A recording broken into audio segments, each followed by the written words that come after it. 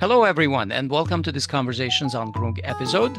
We're continuing to discuss different aspects of Israel's unprovoked war on Iran, which torpedoed the US-Iran nuclear negotiations and are leading the region and the world closer to catastrophic war. For this, we will soon be joined by Mr. Eldar Mamedov, former Latvian diplomat and a non-resident fellow at the Quincy Institute and a member of the Pugwash Council on Science and World Affairs. And Aspet, of course, we will talk about Iran, but in this interview, we will also cover multiple other issues, including some breaking news about Venezuela. So stay tuned, folks. But before we go to Mr. Mamedov, if this is the first time you're seeing us, congratulations, you have found us. Look no further. Make sure you hit the subscribe button so you don't lose us. My name is Hovik Manacharyan. I'm in Yerevan, and Aspet, my colleague, is in Los Angeles. And we've been doing this podcast for 5 years, trying to inform our audience about Armenia and its region, and even the wider Eurasian region and the geopolitics around it. So again, make sure you're subscribed and consider liking, commenting, and sharing this episode if you like the content, if the content that we discuss is interesting to you. And lastly, we would also welcome donations to help improve our reach. And you can do that by going to podcasts.groong.org/donate. And then you can do a one-time donation or a recurring contribution. And all of that will be appreciated and goes directly towards our effort to improve our reach and improve our efficiency. And that results in more shows, and that results in more viewers to our shows. So yeah, thank you, and help us if you can. All right, on to the show. Mr. Eldar Mamedov, welcome to the Groong podcast. Thanks for having me. Well, Mr. Mamedov, this is your first time on our show. So as customary, can we take a minute and tell our audience who you are, what you do, and what keeps you awake at night? Sure. I am someone who was Latvian diplomat, and I worked, among other places, in Latvian embassies in Washington, D.C. and in Madrid, Spain. Then I joined the European Parliament. I was a senior foreign policy advisor for time spent for over 10 years. And lately, I'm non-resident fellow for Quincy Institute, and I'm also member of the Pugwash Council for Science and World Affairs, which is a Nobel Peace Prize winning track organization dedicated to non-proliferation and to world free of weapons of mass destruction. So that's in a nutshell what I do. Wonderful. Mr. Mamedov, earlier this morning, Donald Trump announced that Venezuelan airspace is closed. In a Truth Social post, he wrote, "To all airlines, pilots, drug dealers, and human traffickers, please consider the airspace above and surrounding Venezuela to be closed in its entirety." This has led analysts to warn that an attack may be imminent. And The Intercept also reports that it has reviewed War Department documents outlining U.S. logistics planning for a Caribbean buildup throughout 2028. What's your take on these developments? What geopolitical strategy or reasoning might be driving Washington towards a confrontation with Venezuela now? Well, certainly this is a somewhat puzzling turn of events because the official justification, which is being used as a fight against drug trafficking. But the main problem in terms of drug trafficking for the United States is fentanyl. And certainly fentanyl does not come from Venezuela. In Venezuela, there are some drug cartels which have been designated terrorist organizations in the United States.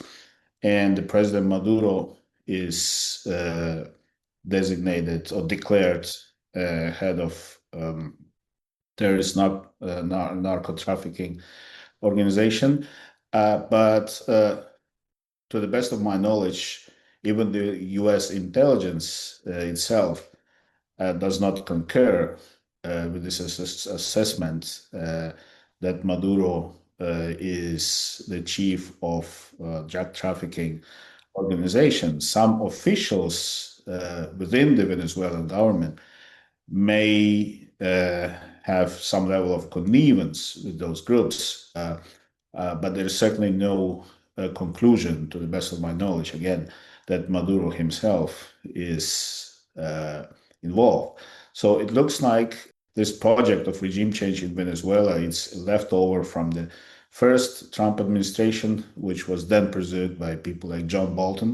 And obviously, in the current administration, the Secretary of State, Marco Rubio, seems to have very strong positions concerning some Latin American regimes that he dislikes. And that's not only Venezuela, but also Cuba. And by the way, you will have to see what implications or what repercussions this situation has for Cuba also. But I think the main problem here is that there is a lot of talk about targeting drug dealers, about striking some targets in Venezuela, but it isn't clear that there is some strategy how to deal with this problem in the long term. Even if the goal is the regime change, I think no one doubts that the United States is powerful enough to remove Nicolas Maduro from power. But the question is, what happens then? What is the plan? And then it's inevitable that you ask the question, did we not learn anything from regime change operations? We had Libya, we had Iraq. So how all of that work out? None of these cases is even remotely a success story. And then another crucial aspect here is that Trump's base is very concerned about immigration, right? And he himself has built a lot of his political platform on fight against illegal immigration. But the destabilization of Venezuela, which is not Libya across the world, it's in the Western Hemisphere right there, will definitely push up a lot of people to the north, to the United States. So I cannot see how anything good, anything useful for the American national security could come out of this posturing. Yeah, exactly. My thoughts as well. What do you think South America in general, like Argentina and Brazil, are going to think about this kind of interference in their part of the American continent, the South America? Well, Argentina under President Milei is obviously very pro-American, and quite recently they've secured a loan from the United States just before the parliamentary elections in Argentina, which Just because they're such good people. exactly. Yeah. No, there is definitely an ideological interest in supporting Milei's government because that's one of the right-wing governments currently in South America, and Milei himself has went out of his way to demonstrate his fealty not only to the United States but also to Israel. Importantly, it's one of the most pro-Israeli governments right now in the world, next to the United States. It's suffice to say how they vote in the United Nations on issues related to Israel and Palestine. So there was clearly a political interest to rescue Argentina, and on the face of it, it helped because it helped Milei to achieve a victory in regional elections recently.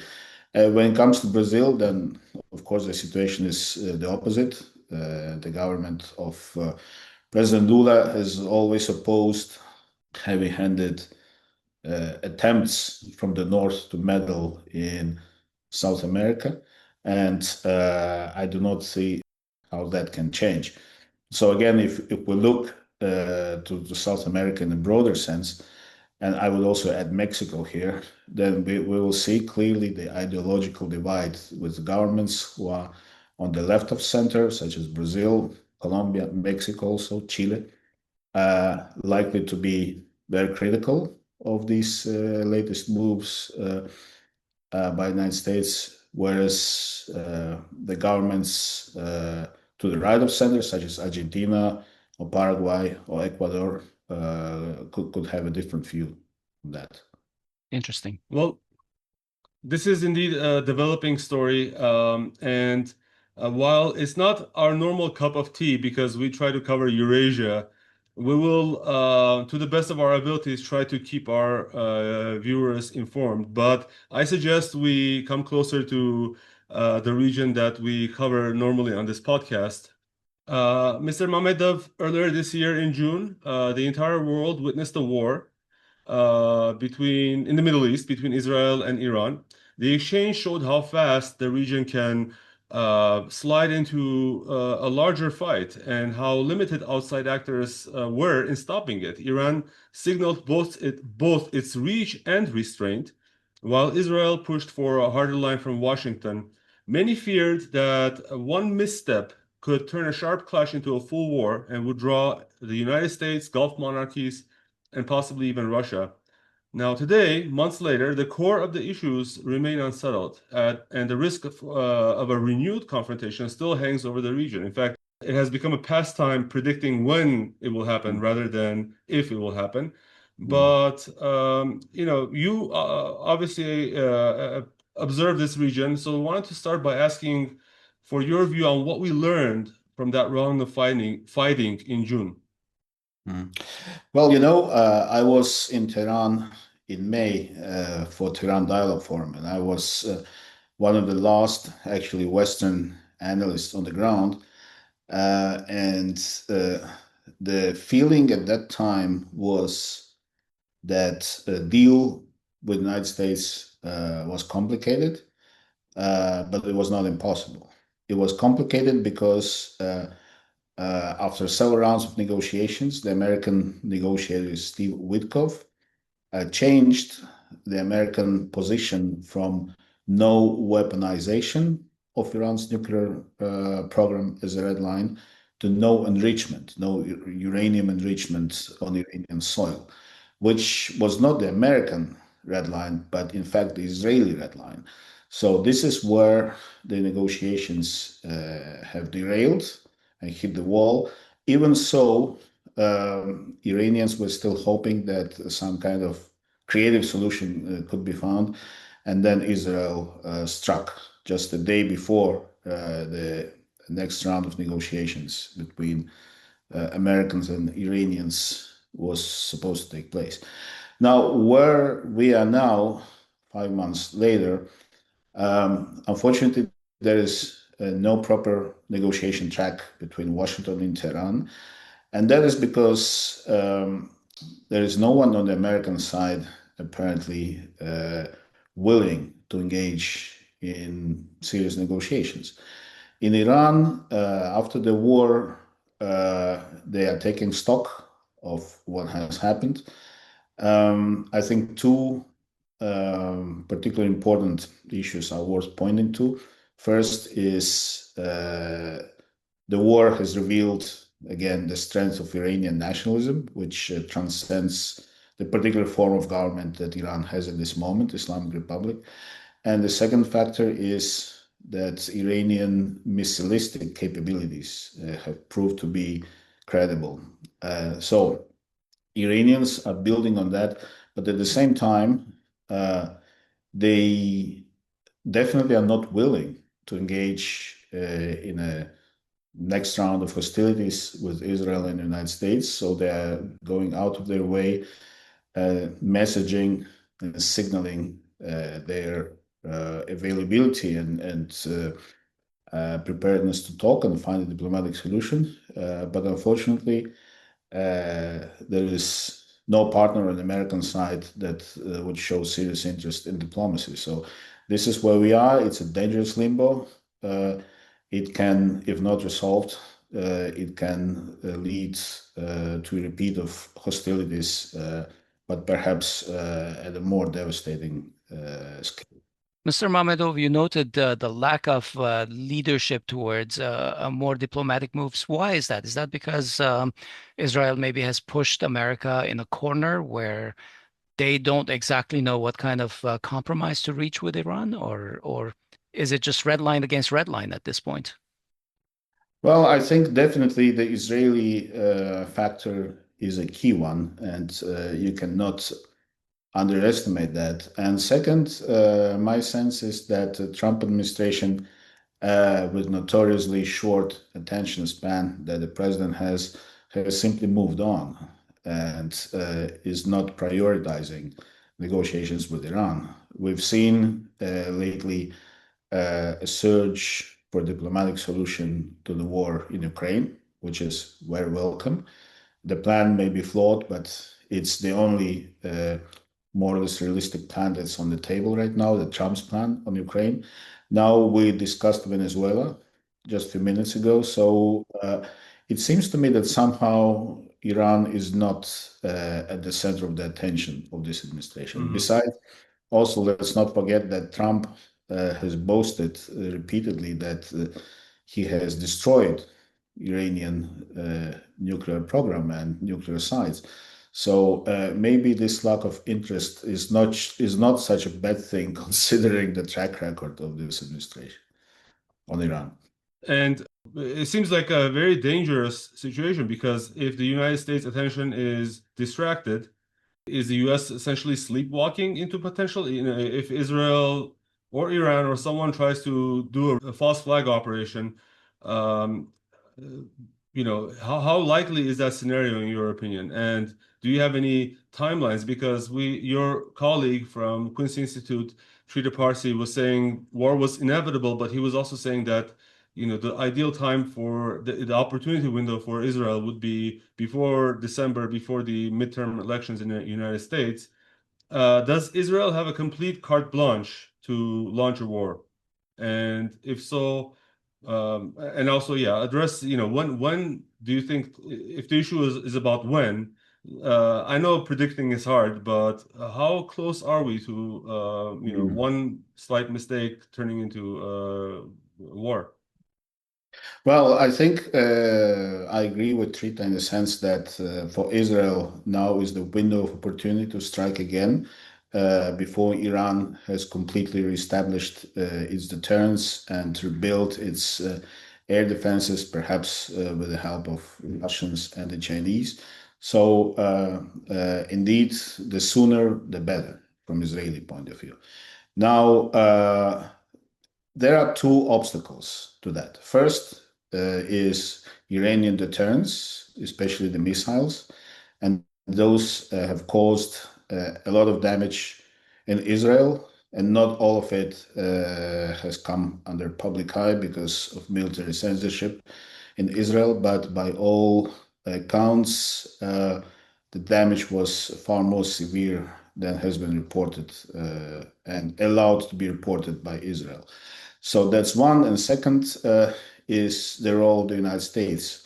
Israel understands quite well that they cannot undertake an attack on Iran on their own. They need the United States behind them.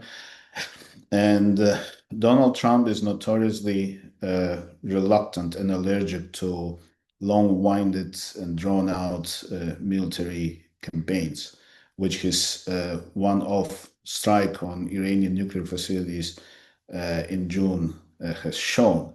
So I do not think that that will change, and that definitely also plays into Israeli calculations. On the other hand, there is also a long track record of American presidents, American governments going alone with Israeli actions in the Middle East. So it's an open question whether Trump will summon the courage to say no to Israel, should Israel go ahead with round two, so to say, or will he simply go along?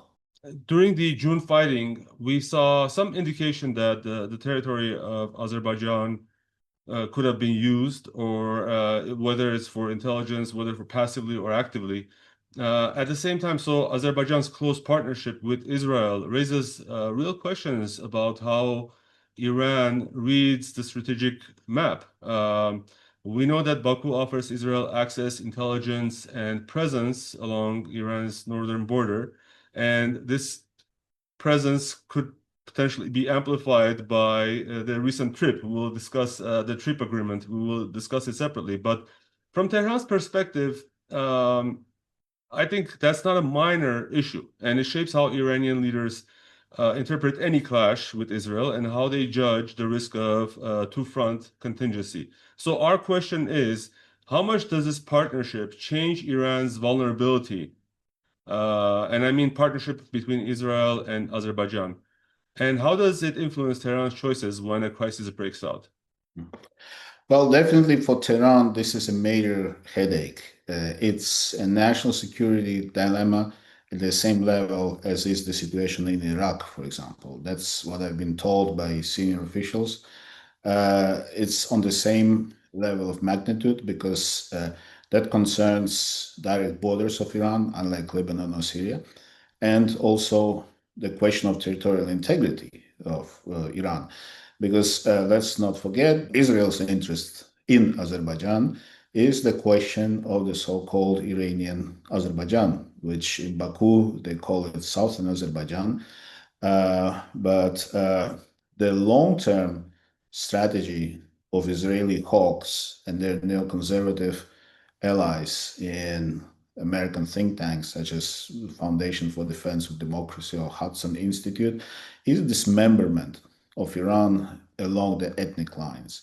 So in that sense, Azerbaijan is seen as a key pillar of that strategy simply because Azerbaijanis are the biggest ethnic component in Iran after Persians. Of course, the overwhelming majority of Azerbaijanis, they feel identified with the Iranian state, and there's no evidence that any significant number of them would harbor any irredentist or separatist sentiment. But there is definitely a pan-Turkist minority on the fringes, which is being cultivated by Baku, Ankara, and Jerusalem.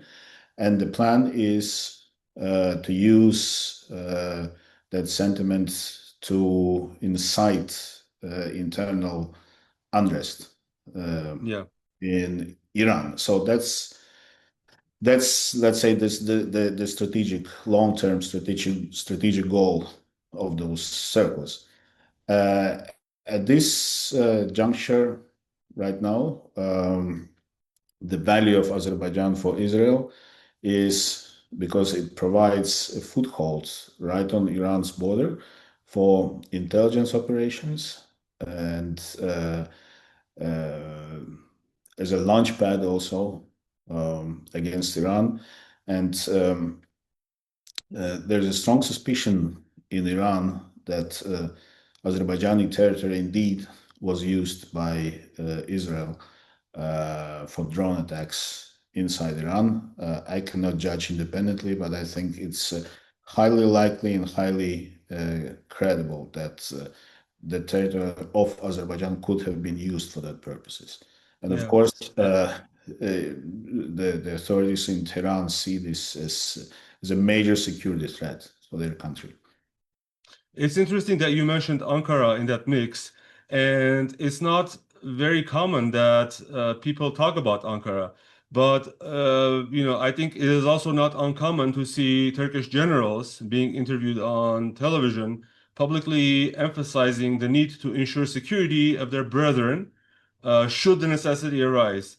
How likely is, if a worst case scenario happens and Iran splinters, how likely is both Azerbaijani and, more importantly, I think for us, because it's overlooked, Turkish involvement? Because Turkey is also very good at diplomacy and plays that, sort of balanced hand. But, do Iranians see a threat coming from Turkey with regard to that scenario? Erdogan himself, let's not forget, at the so-called victory parade in Baku following the Second Karabakh War in 2020, he himself recited a poem which was interpreted in Tehran as a kind of message that he sees himself as a protector of Turks worldwide, including the Azeri Turks and Iran.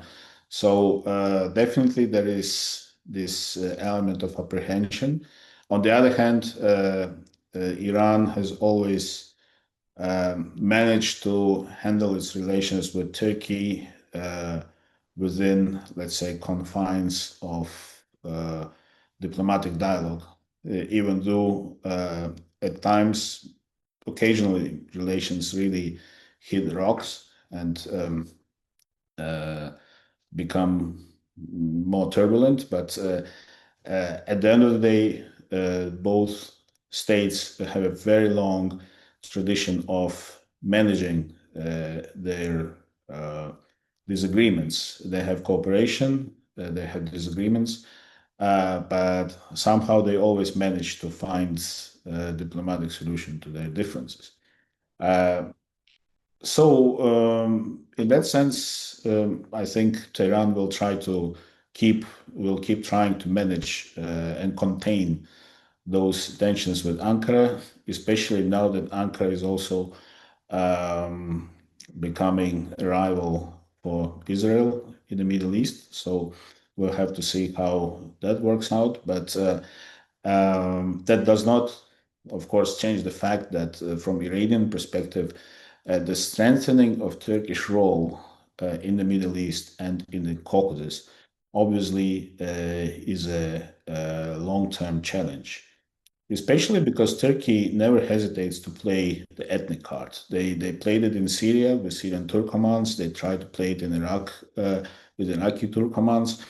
I already alluded to those statements made by Erdogan. And we also see their ambitions in Central Asia and how they try to strengthen and foster the organization of Turkic states.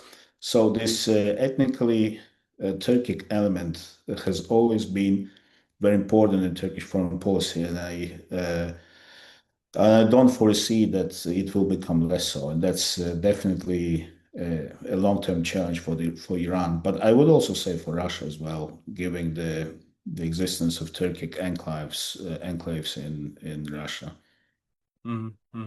Now, okay, here comes the most weird part of the developments over the last 3 months. This didn't exist in June, but in August, we suddenly learned that Aliyev and Pashinyan were in the White House being feted by Trump. And the end result was this agreement called the Trump Route for International Peace and Prosperity, which many just say is another word for the Zangezur corridor that links Turkey and Azerbaijan across, Armenia. And there is some question about the territorial integrity of Armenia related to that. But, of course, it's still in the development stages. They're discussing whether it'll be a 50-year lease or a 99-year lease. How does Iran view this TRIPP agreement? Because we've seen equivocation, I think, from Iranian leaders. So the hardliners say that it is a threat, while the reformists are more cautious. Like the president's office. Yeah, and so does the TRIPP agreement, in essence, bring Israel into Armenia, Israel, United States together? And could we see Armenia used in a new war against Iran if this project is materialized? From Iranian perspective, whether we're talking about hardliners or reformists, that's definitely a development which is very concerning, because beyond the ideological differences, there are strategic interests of the state which are immutable. And from Iranian perspective, being isolated from the South Caucasus and from the only friendly border they have, which is with Armenia, that would obviously weaken Iran's strategic position, especially because the TRIPP project involves getting Americans on the ground. And there are also on the Iranian side suspicions that the current Armenian government is becoming too friendly to Israel and too ready to lend itself, so to say, to Israel and to the United States to wage their geopolitical battles against their adversaries, namely Russia and Iran, of course, especially Iran from the point of view of Israel and the United States. So the question is what Iran can do about that. And here, of course, the overall assessment of Iran's position, strategic position, military position, economic position kicks in after the war in June with Israel. To what extent Iran is really capable of preventing the developments in the Caucasus that are detrimental to its security. And here we see determination in the speeches, in the statements of the leaders of Iran, and it could be said that it does play some deterring role on behavior of Baku, because after all, the regime in Baku never dared to push for so-called Zangezur corridor militarily. But all of that being said, it is still to be seen to what extent Iran can prevent developments that are detrimental to it. But it also depends on how the project itself will evolve. So far, there was a meeting in the White House. There was this flashy announcement of TRIPP, but the whole project is still very short on specifics. What exactly it will entail, how and on what basis, on what legislative basis it will operate. Will there be also American boots on the ground to protect the American investment that is supposed to be coming? So all of these issues are still open, and Iranian reaction will obviously depend on how these gaps are going to be filled in with time.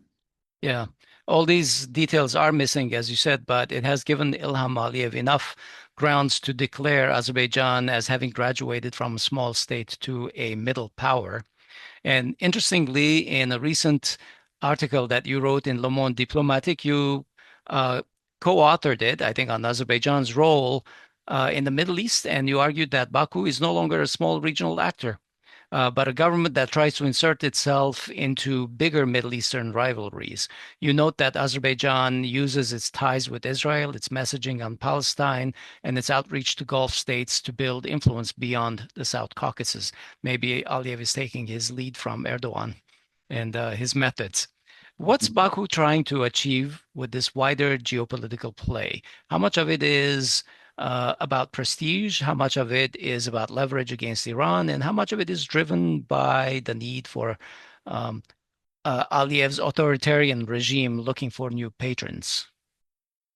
Well, I think more than anything, it's a prestige driven project. Indeed, after the Karabakh wars in 2020 and 2023, there is a certain tendency in Baku circles, media circles, and political circles to inflate the importance of Azerbaijan. As you rightly pointed out, there is this constant talk about Azerbaijan becoming a middle power, a leader in the South Caucasus. From that perspective, trying to expand the influence and trying to play a bigger role in Middle East, but also, by the way, in Central Asia, but that's a separate topic. So, of course, that all fits into that strategy. Now, how successful it can be, how impactful it really is in the Middle East, that of course is a different question, because Azerbaijan is still seen as a newcomer, with that acts with a little bit excess of self-confidence, but in reality, it's not clear what can it bring to the table in the Middle East. It lacks the historical penetration, credibility, and networks that more established Middle East powers such as Iran or Saudi Arabia or Egypt have. Azerbaijan does not have that. Doesn't have networks, doesn't have a proper expertise. It's developing, but it's still not on a level of really serious players in the region. So occasionally there is something more tangible than just power play, such as the new relationship with Syria, with the new Syrian government, attempts to play an energy role in the Middle East. But again, Middle East is a very crowded region, and there are a lot of ambitious players who have much stronger credentials than Azerbaijan to play a role. Military credentials, financial credentials. Here we're talking about Persian Gulf states. So we will see where it all leads. But for now, indeed, it does look more like some sort of Moscow flexing for a country that is brimming with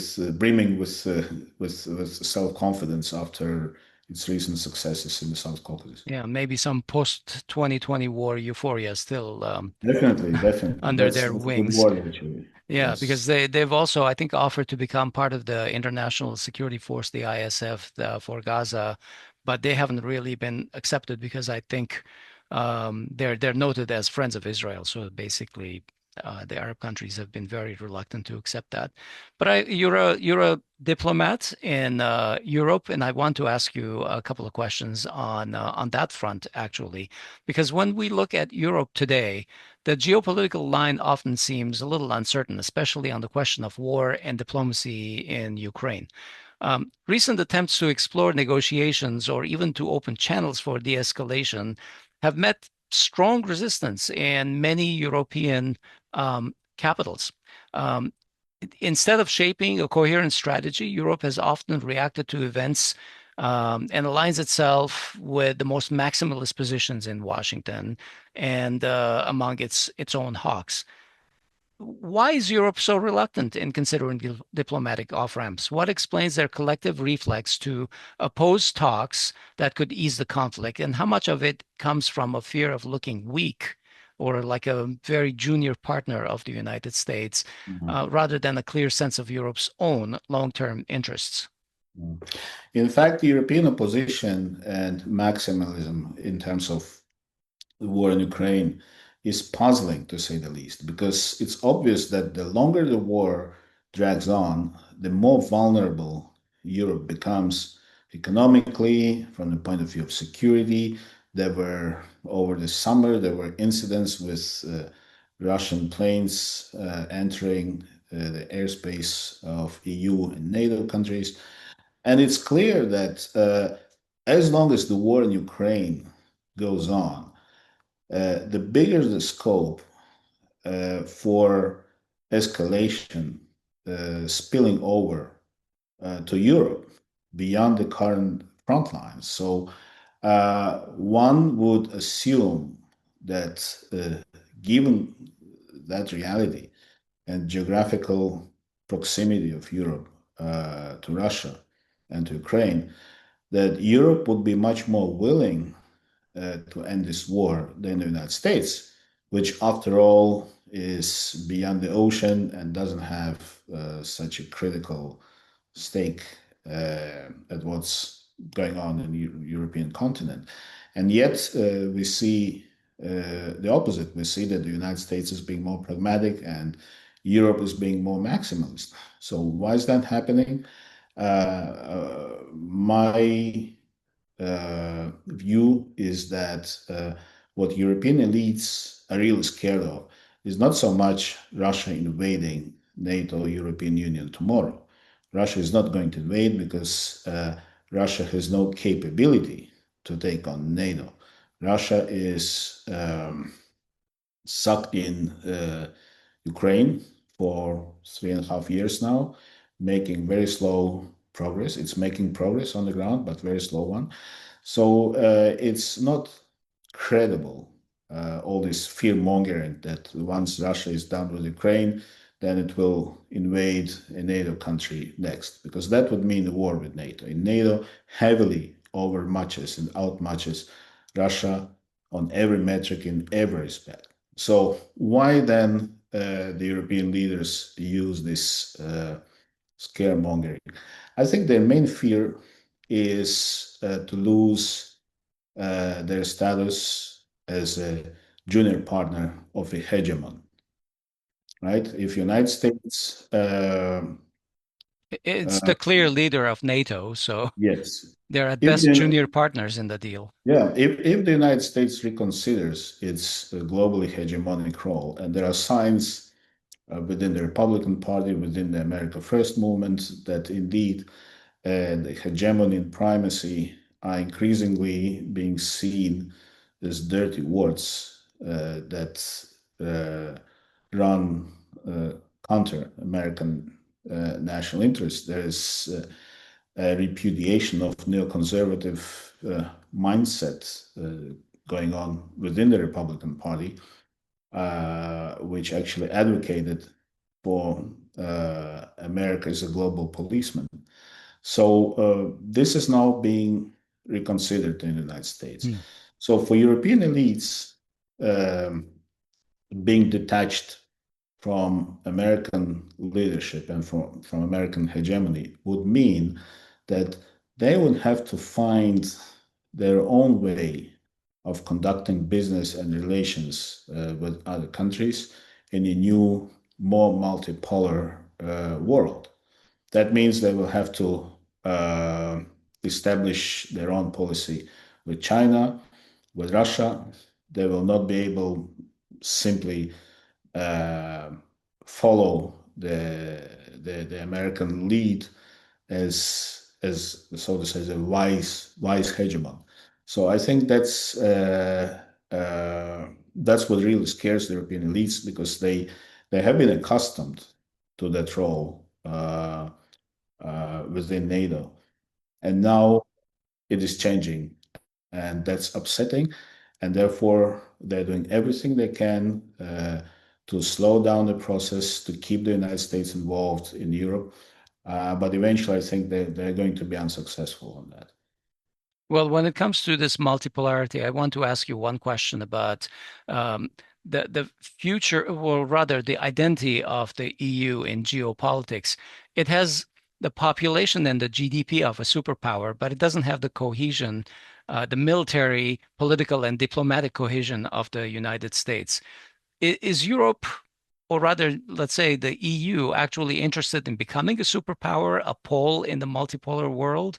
And can it act as an independent geopolitical force in the medium or maybe even the long term? I think the key question is what kind of power European Union wants to become. There's a lot of talk about geopolitical Europe, and that's what the leadership of the European Union wants to see in place. That's in the official documents of the European Commission, that Europe has to become a geopolitical player. But the question is, what kind of geopolitical player? Europe, when we're talking about Europe, is one thing. European Union is a different thing. We have 27 countries in the European Union, and it's self-evident that countries in the south of Europe have a different strategic outlook than the Baltic states or Nordic states. They simply do not see Russia with the same sense of urgency as the Baltic states and the Nordics. So, and then you have also countries in the Central Europe, such as Hungary, Slovakia, now Czech Republic after the last elections, who also have their own views, their own historical experience, and their own strategic outlook, which is different from the Baltic states and Nordic states, who are the ones who are pushing the most for the hard line on Russia, again, for understandable reasons, but they do not speak for the whole of Europe.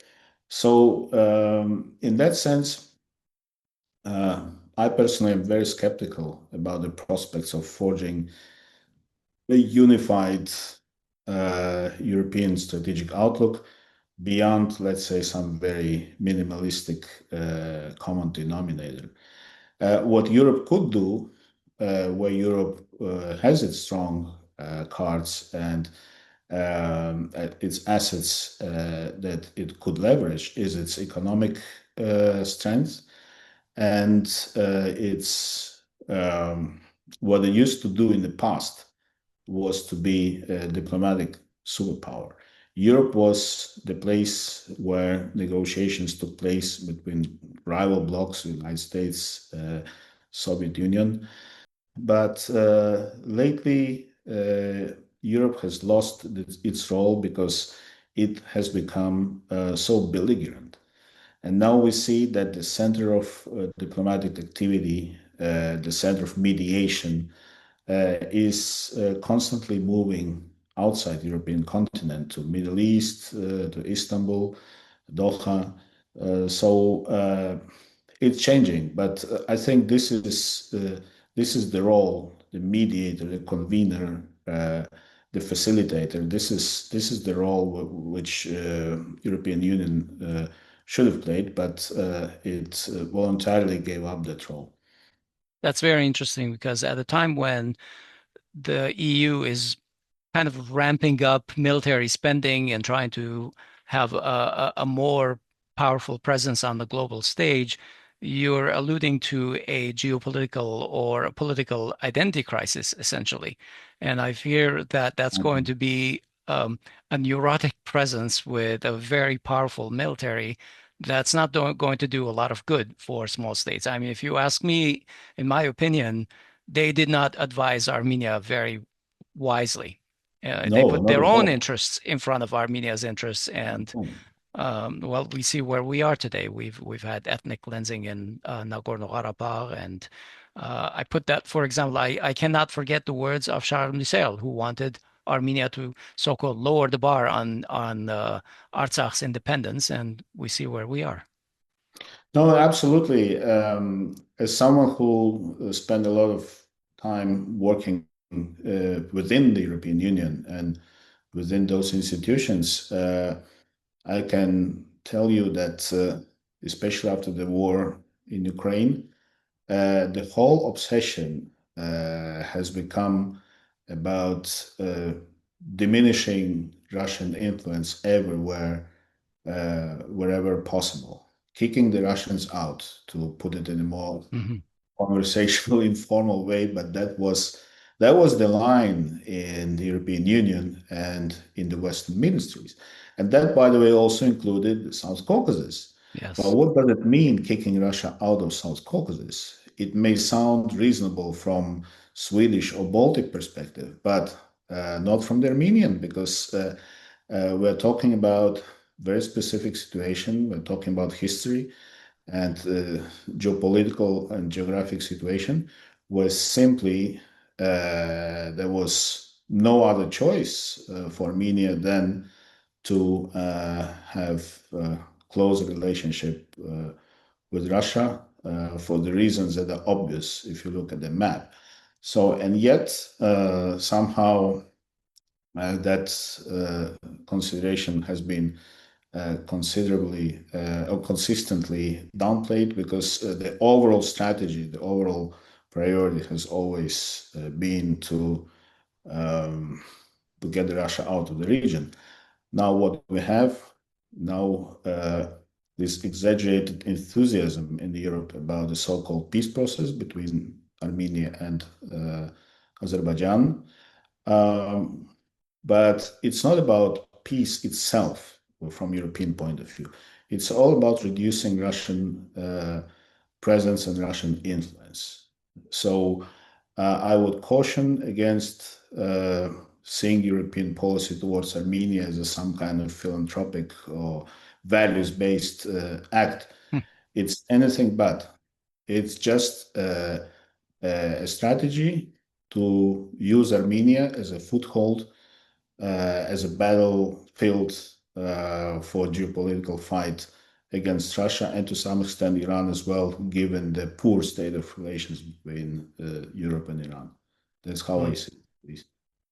Yeah, so given this policy, and you also talked about your skepticism about the European essentially identity, working in a unison.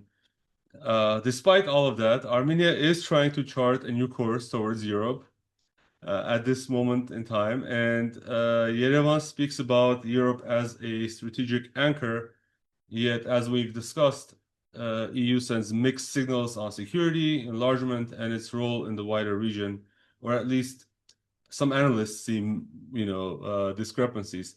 So, how can Armenia pursue a European path when Europe's own geopolitical identity remains undefined? It's a good question, and honestly, I don't have an answer to that. And obviously, that's for Armenian people and for Armenian leadership to decide what sort of relationship they want to have with Europe.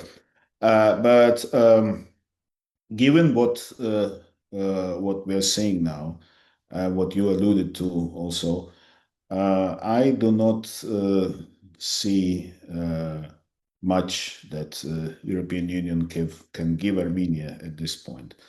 Yeah. Membership ultimately would be the big price, membership in the European Union, but I do not realistically see it coming for the next decades, probably.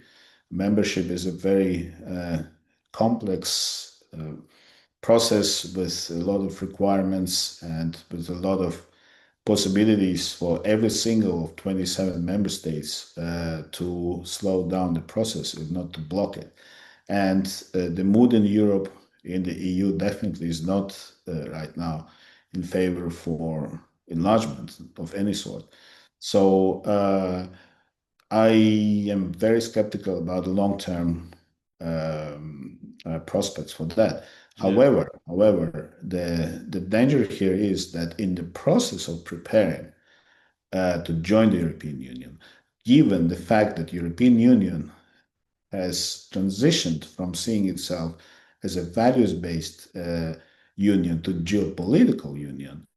So in the process of adjusting to geopolitical EU, there is a danger and a threat to Armenia of spoiling relations with traditional partners such as Russia and Iran, just because it would aim at becoming a member of the EU. So in the worst case scenario, you can find yourselves in this situation when you have not become member of the European Union with all the benefits and advantages that would bring. But in the process of trying to become one, you also spoil relations with other players, traditional partners, Russia and Iran, in the process. So that I think is a dangerous situation. Yeah. And if I may be so bold as to say that all of the signs that we have seen, we talked about Azerbaijan playing a stronger role in the region through its partnership with Turkey as well.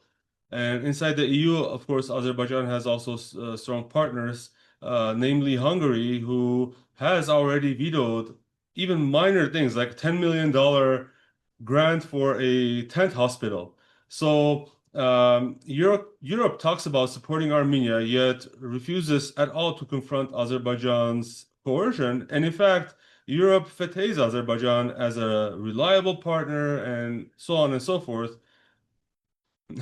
I mean, could this change, or is this what you predict more to happen in the future, this type of a policy? This will not change. In fact, if it will change, it will change for the worse. Just as we speak, for example, just before we started our program, I read news that the leader of the major opposition party in Azerbaijan, Ali Karimli, has been detained by the police. And previously, even a few years ago, European embassies, European institutions in Brussels they would have been all up in arms with statements of concern, with calls on the government to release him, or at least to safeguard his rights and all that. Now, nothing of that is happening. Why is that? It's because, especially after the war in Ukraine, and with this shift that I mentioned to geopolitical Europe, European Union sees Azerbaijan as a valuable partner, and not only because of gas and oil. There is not that much gas, but mostly because all of these, geopolitical corridors, middle corridor, because of this, ideas of bypassing Russia through Azerbaijan and Central Asia.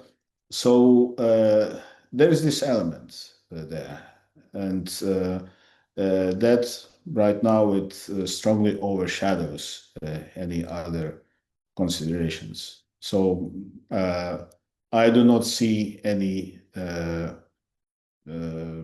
potential for more critical attitude from European institutions toward Azerbaijan, rather the opposite. Of course, if the war in Ukraine ends and somehow there is some reconciliation, some reestablishment of working relationship between the EU and Russia, then Azerbaijan's geopolitical value and importance will go down. But there is very little prospect that relations between the EU and Russia will go back to relatively normal, even supposing the war ends one day. All right. Well, I just have one more last question for you, Mr. Mamedov. Given all the things we discussed about our region, what will be the single most important variable shaping the region in the coming year, in your opinion? Is it the war in Ukraine, Iran? That maybe there are too many choices, but or Venezuela. Or Venezuela. That's a multiple choice question. I think the way the war in Ukraine evolves, that could play a considerable role on the situation in the Caucasus, in the sense that if the war ends, that would mean that it can only end on conditions that are favorable to Russia, whether we like it or not. But Russia is in the lead, in the driver's seat on the battlefield, and it can only end with Russia fulfilling its objectives, if not all, then at least the most important ones. That's not an advocacy. That doesn't necessarily mean that this is what I wish, but that's just my assessment of the reality. In that case, Russia indeed could look back at the Caucasus, and there were some problems in relations between Baku and Moscow lately, and those problems, in my opinion, they are irreversible, because Baku does not see itself anymore as a sort of subordinate to Moscow. And we spoke about it earlier, about its ambitions to become middle power. So it will seek a relationship with Moscow on a more equal footing, and not shy away from challenging Moscow when it feels so. And of course, that's not something that I think Russia is going to accept in the long term. Simply speaking, when Russia has more leeway and more bandwidth, it can also turn its look again to the Caucasus, and then given those structural reasons why relations between Russia and Azerbaijan will be very complicated in the future, I think there's a certain chance for Armenia to play on those contradictions. A different question, of course, is whether the Armenian leadership sees it that way. And for now, it doesn't seem to me to be the case. But we will see. We know that There have been a lot of twists and turns in the South Caucasus in the past, so it can happen again in the future. It's an exciting, yeah, exciting in quotes. Mr. Mamedov, I thoroughly enjoyed our discussion. I want to thank you Likewise. again for having your first appearance on our show, and I hope it's not the last. Please, My let's pleasure. have a repeat appearance, and I'm sure that our viewers will also thank you for coming on our show. And thank you for me as well. Thank you so much. I thoroughly enjoyed the conversation as well, and all the best to you. Talk to you soon. Thank you. Bye-bye. Thank you. Bye-bye. Great guest, great analysis. I really enjoyed that show. Recorded Yeah. on November 29, 2025. Hovik, you're back in front of your bookcase. That one book was Yeah. not there before. What is that? I reclaimed my spot from my son, so that's good. But yes, that's a good actually book. I want to I've been meaning to talk about it. It's George Burnutian's Russia and the Armenians of Transcaucasia from 1797 to 1889. It was given as a gift to me when I was in the US by one of our viewers and listeners, Haroutyun. I want to thank you from the bottom of my heart for this gift. And the condition that I accepted was that I would read it fully and try to read quotes and try to make parallels with today's events. It is very interesting. It's basically You mean some of the stuff we catalog. talked with Mr. Mamedov right now? Not just Mr. It's about Armenia and Russia, essentially. Oh, Relations okay. between Armenians as a nation and Russia. So it has like letters, essentially. It's a catalog of letters and communication between the Russian, Tsardom and the Armenians, different maybe clergy, different leaders, Armenian leaders. So when I leafed through it, and there are some very interesting passages of, very reminiscent to what's happening today. So I will begin reading this, and hopefully, if I find something that is relevant to one of our shows, I might pop up and quote some quotes from here. So. All right. Haroutyun, thank you very much for this book. Haroutyun has been showering me with books, and I don't know how I'm gonna. And I have, if I take the book, then I have to read it. So I don't know He's when I'm a gonna do deep it. well of knowledge, that guy. Yes. Seriously. I mean, every time we talk to him, he's just like, oh, that's just way too much information for my brain to absorb. So, Yeah. okay, folks, our guest today was Mr. Eldar Mamedov, who is a non-resident fellow at the Quincy Institute and a member of the Pugwash Council on Science and World Affairs. Mr. Mamedov is a diplomat who has worked in the Ministry of Foreign Affairs of Latvia and in Latvian embassies at Washington, D.C. and Madrid. He has served as a political advisor for the Social Democrats in the Foreign Affairs Committee of the European Parliament and was in charge of the European Parliament delegations for interparliamentary relations with Iran, Iraq, the Arabian Peninsula. There's a lot of information. We urge you to go to our podcast notes, podcast.groong.org/episode number, and we will put all the links. We'll put even the links for the Pugwash Council and other things that we mentioned. For example, the article that our guest wrote for Le Monde Diplomatique, all in the show notes. All right. Well, I want to thank you again for staying so long. And just in case there are a few people still watching us or listening to us, I want to repeat our call to action. Please make sure you're subscribed to our channel. Please consider liking, commenting, and sharing, as that helps boost us, and especially if you think we're doing a good job. And you don't have to do it if you don't think we're doing a good job. Let's just put that. And of course, donations are always welcome. Podcasts.groong.org/donate. I'm Asbed Bedrosian in Los Angeles. And I'm Hovik Mancharyan in Yerevan. Talk to you soon.